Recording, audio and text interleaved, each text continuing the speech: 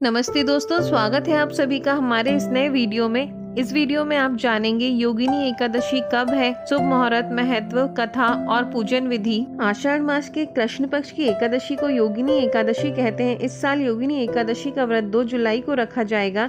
योगिनी एकादशी का व्रत भगवान विष्णु का शयन काल आरंभ होने से ठीक पहले की एकादशी होती है। योगिनी एकादशी के बाद देवशयनी एकादशी से भगवान विष्णु 4 महीने के लिए क्षीर सागर में सोने चले जाते हैं। एकादशी व्रत और आषाढ़ का महीना दोनों ही श्रीहरि को बहुत प्रिय है, इसलिए इस एकादशी का महत्व बाकी सभी एकादशी से खास माना जाता है। आइए जानते हैं योगिनी एकादशी कब है। योगिनी एकादशी यानी कि आषाढ़ मास के कृष्ण पक्ष की एकादशी का आरंभ 1 जुलाई को सुबह 10:27 से होगा और इसका समापन 2 जुलाई को सुबह 8:41 पर होगा। योगिनी एकादशी का व्रत 2 जुलाई को रखा जाएगा। योगिनी एकादशी के व्रत का पारण 3 जुलाई को सुबह 5:27 से सुबह 7:11 पर होगा। आइए अब जानते हैं योगिनी एकादशी का महत्व।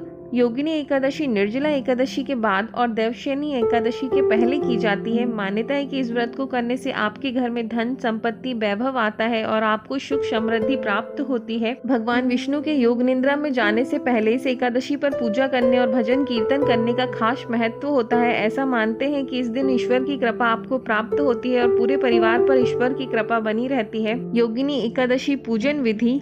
योगिनी एकादशी के दिन ब्रह्मवेला में उठकर घर की सफाई करें। इसके पश्चात स्नान कर पीले वस्त्र धारण करें, क्योंकि श्री हरि को पीला रंग प्रिय है। अब मंदिर की सफाई करें और गंगा जल का छिड़काव कर शुद्ध करें।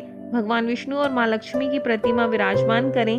अब उन्हें चंदन, हल्दी, कुमकुम से तिलक लगाएं और माँ लक्ष्मी को श्रृंगार की चीजें अर्पित करें। इसके बाद देसी घी का दीपक जलाकर आरती करें और विष्णु चालीसा का पाठ करें। पूजा के दौरान श्रीहरि के मंत्रों का जप करना अति फलदायी माना जाता है। अंत में फल पंचामृत का भोग लगाएं। भोग में तुलसी दल को अवश्य शामिल करें। लोगों में प्रसाद का वितरण करें। विष्णु गायत्री मंत्र का जप करें।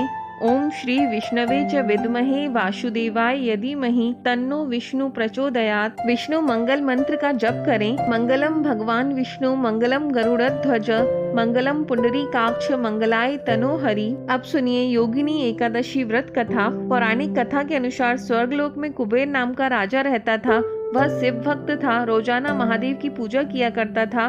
उसका हेम नाम का माली था, जो हर दिन पूजा के लिए फूल लाता था। माली की पत्नी का नाम विशालाक्षी था। वह बहुत सुंदर थी। एक बार जब सुबह माली मानसरोवर से फूल तोड़कर लाया, लेकिन कामशक्त होने की वजह से वह अपनी स्त्री से हास्य विनोद करने लगा। राजा को उपासना करने में देरी हो गई, जिसकी वजह से वह क्रोधित हुए।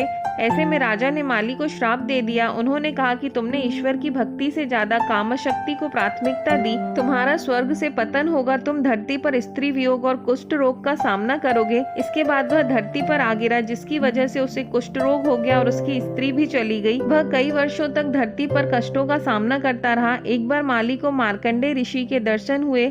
उसने अपने जीवन की सभी परेशानियों को उनको बताया। मार्कंडेय ऋषि को माली की बातों को सुनकर आश्चर्य हुआ। ऐसे में मार्कंडेय ऋषि ने उसे योगिनी एकादशी के व्रत के महत्व के बारे में बताया।